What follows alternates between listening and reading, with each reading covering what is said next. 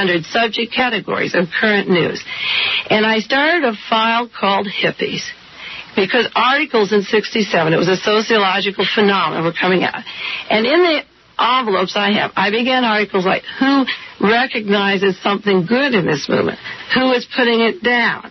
What is their philosophy? Hippies that were interviewed in magazines like Ramparts or New York Times, what are they saying about themselves? What are people saying about them? And I realized that it was going to be stopped some way because it was taking hold. It captured the basic good that is in people. And I don't believe in the doctrine of original sin. I believe in original goodness. And these children had it. They have it. Somebody was going to have to get them.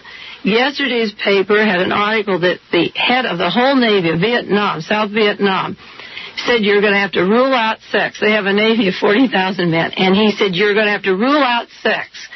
It's decadent. If you want to fight the communists, you've got to stop that. You're a bunch of filthy worms, he said, the head of the Navy of Vietnam. Sex, in order to really fight the communists, you've got to stop your sexual activity. The Vietnamese Navy was told yesterday.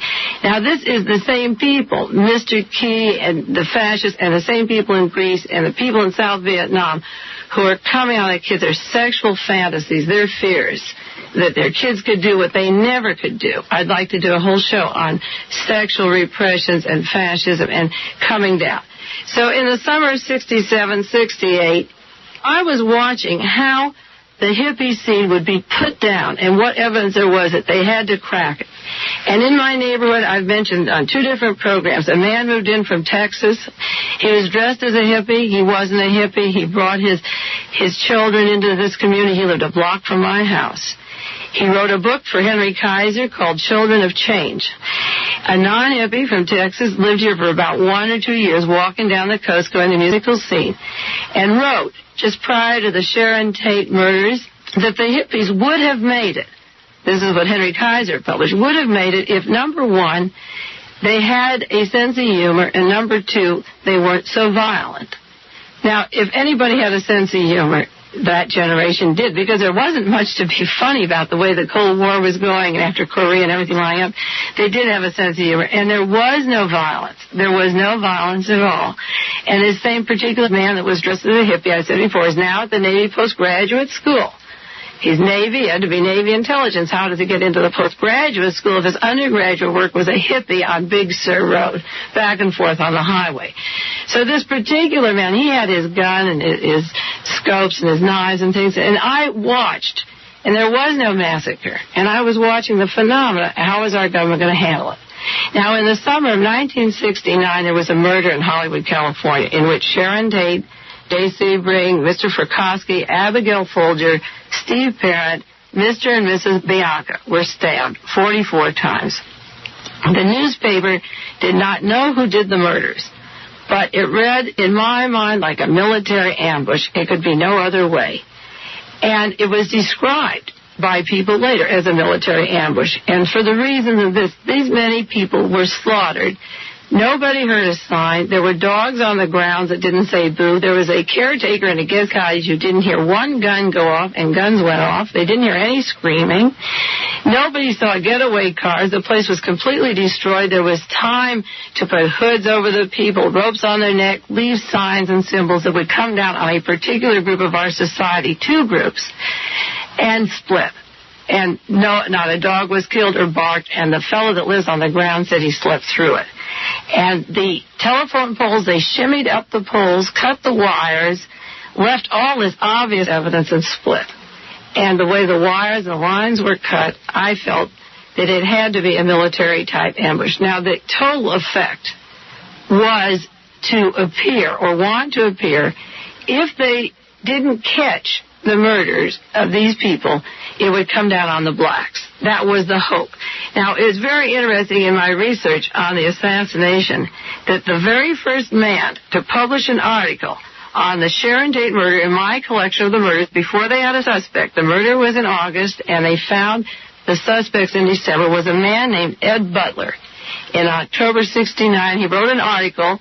The man who publishes the newspaper that he writes for is Patrick Frawley of Schick, Razor, Technicolor, who is one of the 3rd largest supporters of Richard Nixon, far right-wing person, and he hires Ed Butler to write articles for him. And Ed is an agent provocateur who worked with Lee Harvey Oswald in New Orleans. And when Oswald had the cover story that he was a communist because he did want to get into Cuba if he could, Ed Butler made a record for him where Oswald said he was a member of the Fair Play for Cuba, and he was the only member of the New Orleans area, and Ed Butler knew it.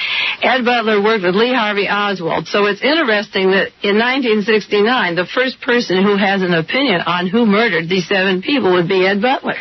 In my collection of articles, we have Ed Butler. Now, what is his article called? It says, Did Hate Kill Tate? And he goes into the fact that the Black Panthers did this murder because the Panthers are tied in with the communists.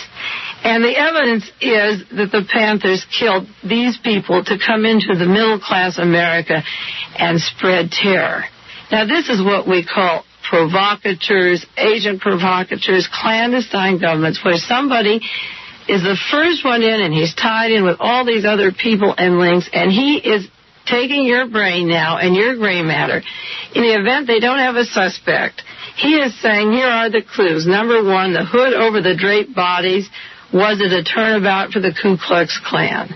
Number 2, the rope found around their bodies, strung body to body, is ironic reminder of lynchings. Number 3, the words death to the pigs that were scrawled with the human blood over the front door. Was that a challenge to blue meanies? Remember the Beatles made a movie about blue meanies. He's throwing the whole thing. And number 4, Time magazine quoted an article that J. Sebring was supposed to be anti-black. So you see that Ed Butler has you in the palm of his hand. If they don't have a suspect, you're going to think that the blacks come into fancy residential homes and massacre these lovely white people. To make that even worse, when the people were arrested, they admitted on their own volition that they took the credit cards from Mr. and Mrs. Bianca after they cut their bellies open and they went to the icebox to eat and then took their forks and stuck their forks in their stomachs. They took out their credit cards and left them in the black part of town in Los Angeles so that people would think the blacks killed the Biancas. To back up my own feelings, every word from what these people said afterwards confirms what I knew they were doing. They were coming down on, they could come down on 2 groups, one for sure. And if they're caught, they'll come down on the second. So the first group was to suppress fear that the blacks are now in our part of town, that they're communists, they hate the rich. And Ed Butler goes into their motives, and he says, well, one of the things is that Mr. Polanski is an expatriate from communist Poland, and we know the Panthers are communists. And he said the hate and propaganda here will make other people want to continue these murders. He said that the Panthers were doing this kind of murdering to test the stomach of America for future violence. Ed Butler, the authority on riots, he comes out all the time in the news. And he said that they are, what he wants to see is how many of these massacres people will take or react, and he's convinced that the blacks did this murder. But he is covered because when the actual facts came out, it turns out that it wasn't the blacks at all. So what are you left with now? You're left with a hippie group. You're left with this great hippie clan. And this is where the real problem comes in. Because, as I said before, and I'll say it over and over today, Charles Manson was not a hippie. Now, when they arrested Charles Manson, Sue Atkins was in jail for stealing some parts to an automobile. And the chick squealed. The police department didn't even have any clue in this murder at all. They didn't even want it. I know the Los Angeles police didn't want to find them. But the particular girl broke down in jail and told another woman, and that's how they were found. The police department did not find them. Just like the FBI did not find James Earl Way. Scotland Yard did it. When he just had 1 foot on a plane and 1 foot to Rhodesia where he would never be extradited. Scotland Yard did. The FBI didn't do it. So what happened was that the police had to go to where the Manson family lived. And what did they find there? They found what the newspaper described as a ritualistic killing done by self-confessed hippies in what they called a military-style commune. Now, first the news media should define hippie, the word hippie, because the hippie that I knew from 67 to 69 didn't mean a military operation in any sense of the word, nor in anybody else's mind in the world. nor did it the Rand Corporation or the President of the United States or John Mitchell. Hippie did not mean military. It was anti-military. It was anti-war. It was let's get it together generation. So when they found the real killer, and he has this beard and guitar, they just can't call him an ex-convict. They have to call it a military-style commune. We must have military-style communes in Vietnam. If a commune is where people all live together and you're military, it's a military commune. But it certainly isn't a hippie commune. But they have to make it a hippie thing. Now, what did they have in the commune? They had shacks with lookout points. They had telescopes. They had walkie-talkies. They had military field telephones. They had collections of knives and shotguns. They had four-wheel drive bicycles. The neighbors turned them in for threatening them. They drove all night and made so much noise. The neighbors said, you keep us awake. And they said, we'll kill you if you don't shut up. They threatened their lives. And then the news media picked up right away that evidently the crime had all the marks of premeditation. And they mentioned then that the telephone wires were cut at the Tate home. I remembered that in August, but in December, when they were discovered, they went into the shears and the problem of the weapons. Now, Sheriff Tom Montgomery of Collin County in Texas was taking care of his cousin at that time that the police came into this little commune where Sue Atkins was talking. Cousin Charles Tex Watson was safe in Texas. He was watched by this first cousin of his. He was described as clean-cut, short hair. He was living a happy life. A girlfriend testified they were having pleasant sexual relationships. He was normal in every sense of the word. Those 7 massacres that he did didn't seem to bother him at all. He didn't even mention them to her. He was not mentally sick. He was not depressed. He had done a good job. And when Charles Manson and the others were arrested in Los Angeles, they put this young boy, Charles Watson, in the jail with his cousin to take care of him. Now, we're going into who was Charles Manson. You're listening to researcher and broadcaster Mae Brussel. Today's show from 1971, Charles Manson and the Crushing of the Counterculture. I'm Bonnie Faulkner. This is Guns and Butter. We're going to talk briefly about Charles Manson and Charles Watson and the implications in this particular case and how I follow it and why it's of interest to me. Because in every case, beyond what the news media tells you, you're looking for facts. You're looking, like in the Oswald case, they tell you Oswald was a communist or he was a misfit in society. But then when I see my documents that he had cameras, walkie-talkies, electronic devices, security clearances, then I want to know more about Lee Harvey Oswald. And I want to know about Charles Manson because he was 32 and he did spend 22 years of his life in jail.